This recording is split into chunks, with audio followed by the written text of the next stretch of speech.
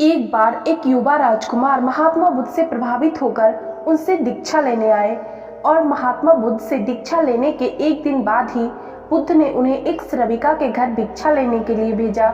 जब वो रास्ते में जा रहे थे तो उनके मन में बहुत सारे ख्याल आ रहे थे, जैसे कि मुझे जो भोजन प्रिय है वे तो अब नहीं मिलेंगे। लेकिन श्रविका के घर जाकर पाया कि वही भोजन थाली में है जो उन्हें अति प्रिय थे। इसे देखकर वो हैरान हो गए, लेकिन फिर सोचा संयोग होगा, जो मुझे पसंद है वही आज बना होगा। वो भोजन करने लगे। तभी उन्हें ख्याल आया कि रोज तो भोजन के बाद मैं विश्राम करता था अपने राजमहल में, आज तो फिर धूप में वापस लौटना होगा। लेकिन तभी उस श्रविका ने कहा, भिक्षु बड़ी अनुकंपा होगी अगर भोजन के बाद आप 2 घड़ी हमारे यहाँ विश्राम करें तो। उस श्रविका की बात सुनकर भिक्षु बहुत हैरान हो जाते हैं और सोचते हैं कि मैं तो मन ही मन सोच ही रहा था, पर इसने मुझे विश्राम करने के लिए कैसे बोल दिया। लेकिन फिर उन्होंने सोचा संयोग की ही बात होगी। मेरे मन में भी बात आई और उसके मन में भी सहज बात आ गई कि भोजन के बाद भिक्षु विश्राम कर ले। चटाई बिछा दी गई और वे लेट गए। लेटते ही उन्हें ख्याल आया कि आज ना तो कोई अपना है और ना ही कोई साया, ना ही कोई छप्पर है और ना ही कोई बिछौना।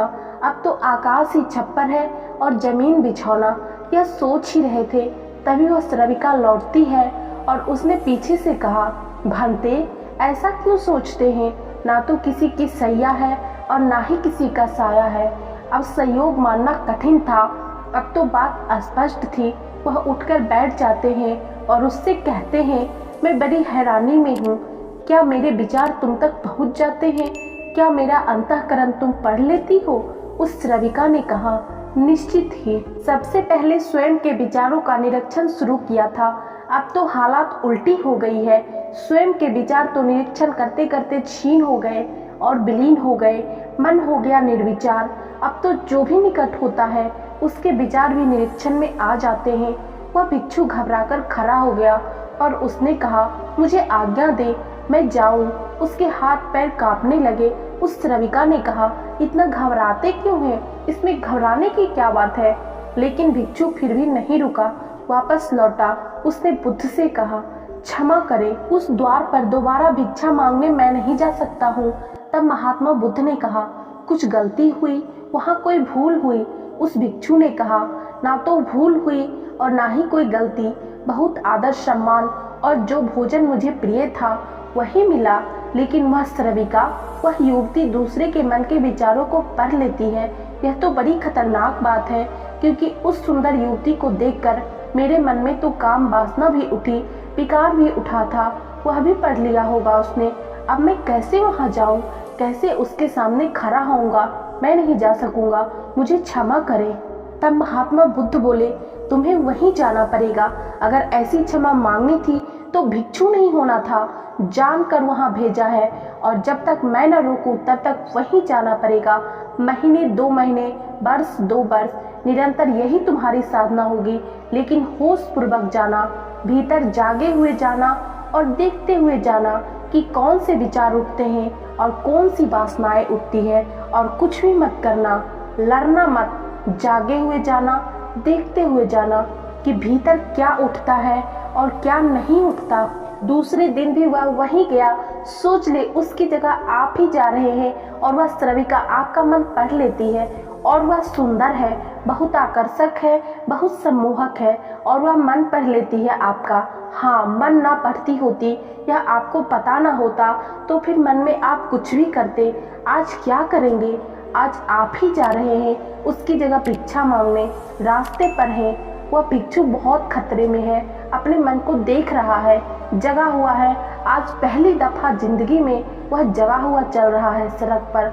जैसे जैसे उस श्रविका का घर करीब आने लगा, उसका होश बैठने लगा, भीतर जैसे एक दिया जलने लगा और चीजें साफ दिखाई पड़ने लगी।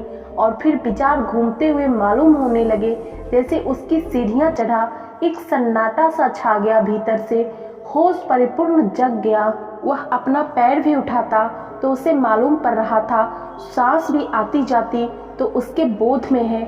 जरा सी कंपन का विचार भी होता, लहर उठती कोई वासना की, वह उसको दिखाई पड़ रही है। घर के भीतर प्रवेश करता है, मन में और भी गहरा शांत हो गया।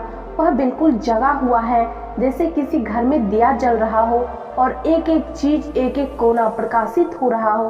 वह भोजन को बैठा, उसने भोजन किया, वह उठा, वह वापस लौटा, वह उस दिन नाचता हुआ वापस लौटा और महात्मा बुद्ध के चरणों में गिर पड़ा। उसने कहा, अद्भुत हुई बात। जैसे जैसे मैं उसके निकट पहुंचा, जैसे जैसे मैं जगा हुआ हो गया, वैसे वैसे मैंने पाया कि विचार तो विलीन हो गए, कामनाएं तो छीन हो गई। और जब मैं उसके घर में गया तो मेरे भीतर पूर्ण सन्नाटा था। वहाँ कोई विचार नहीं था और ना ही कोई वासना थी, वहाँ कुछ भी नहीं था। मन बिल्कुल शांत और निर्मल दर्पण की भांति था। महात्मा बुद्ध बोले, इसी बात के लिए तुम्हें वहाँ भेजा था। कल से वहाँ जाने की जरूरत नहीं है। अब जीवन में इसी भांति जियो जैसे तुम्हारे विचार सारे लोग पढ़ रहे हो। अब जीवन में इसी भांति चलो जैसे जो भी तुम्हारे सामने है वह जानता है, तुम्हारे भीतर देख रहा है। इस भांति भीतर चलो और भीतर जागे रहो।